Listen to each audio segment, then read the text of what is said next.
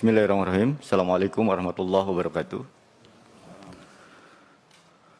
Perkenalkan, saya Dudung Amadung Abdullah, perwakilan dari Dewan Pimpinan Pusat Hidayatullah, ormas yang lahir di Kalimantan Timur dan sekarang menyebar di seluruh Indonesia. Alhamdulillah kita mempunyai sekolah 615 sekolah dan pesantren, serta perguruan tinggi ada 10. Ini aset bangsa yang harus dipertahankan dan harus didukung, karena kita berupaya untuk memberikan kontribusi terbaik bagi anak negeri, menyelamatkan anak negeri dari segi pendidikan. Namun kemudian upaya kita ini akan menjadi sia-sia ketika permen ini hadir, karena tidak adanya kontinuitas visi pendidikan dari mulai TK sampai dengan perguruan tinggi. Kita sudah mulai menggarap adab dan akhlak anak-anak serta moral anak-anak dari mulai TK sampai dengan SMA. Tapi kemudian dengan Permen Ristek Dikti ini yang nomor 30 itu ada upaya untuk melakukan legalisasi perzinahan serta hal-hal yang lainnya, sehingga moral mereka ini terancam dan tidak adanya kontinuitas pendidikan dari mulai tingkat dasar, dari mulai tingkat pra pendidikan sampai dengan pendidikan tinggi. Nah, oleh karenanya perlu kita pertanyakan, apakah Mas Menteri ini memahami tentang visi pendidikan di Indonesia? Kita perlu mempertanyakan itu. Sehingga kami dari ormas-ormas Islam, terutama kami dari Hidayatullah, menganggap bahwasanya Permen Ristek Dikti ini batal demi hukum. Yang pertama adalah karena tidak ada perintah undang-undang. Karena tidak ada perintah undang-undang. Undang-undang mana yang memerintahkan adanya Permen Ristek Dikti ini? Yang keduanya adalah karena terjadinya kontradiksionalisme konstitusi. Permen Ristek Dikti ini bertolak belakang dengan undang-undang yang lainnya. Tadi disebutkan oleh Pak Ketua MOI, bertolak belakang dengan Pancasila, bertolak belakang dengan Undang-Undang Dasar, bertolak belakang juga dengan Undang-Undang Nomor 12 Tahun 2011 yang kemudian dirubah menjadi Undang-Undang 2015 Tahun 2019 tentang pembentukan peraturan perundang-undangan. Di situ ada pasal 6 tentang asas kebangsaan. Bahwasanya segala peraturan itu harus berdasarkan dengan asas kebangsaan. Artinya paham tentang bangsa Indonesia yang majemuk, paham bangsa Indonesia yang mengangkat luhur nilai akhlak. Apakah Mas Menteri paham tentang hal tersebut?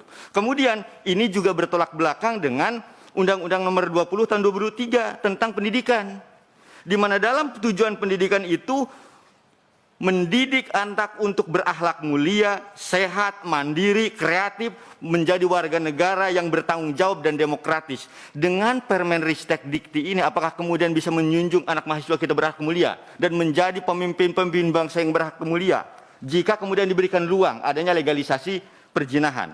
Kemudian dalam Undang-Undang Nomor 39 Tahun 99 tentang HAM, pasal 50. Betul, perempuan Indonesia yang dewasa itu diberikan hak untuk melakukan tindakan hukumnya, tapi berbingkai agama. Tidak boleh bertolak belakang dengan agama. Sehingga menurut saya, Permen Ristek Dikti ini harus batal demi hukum. Karena bertolak belakang dengan peraturan perundang-undangan di atasnya. Bukankah ada lex superior dalam tata urutan perundang-undangan ini? Dan saya yakin Bapak pimpinan serta anggota Dewan yang mulia memahami tentang hal tersebut.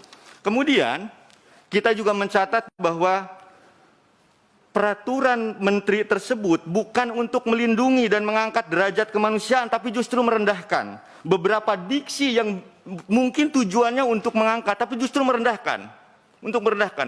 Membiarkan orang melakukan transaksi seksual tanpa kemudian diingatkan, itu merendahkan dan bertolak belakang dengan budaya Indonesia.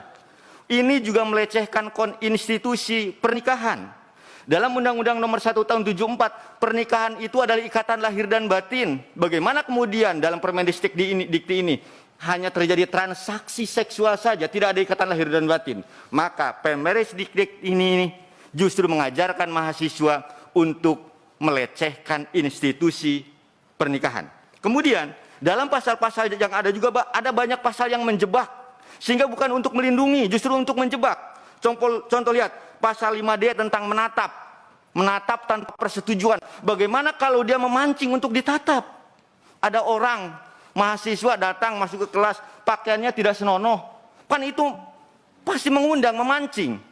Ketika kemudian ada tatapan yang sengaja dijebak, itu kemudian bisa diberikan sanksi. Kemudian sengaja melihat, Itu pasal-pasal yang menjebak.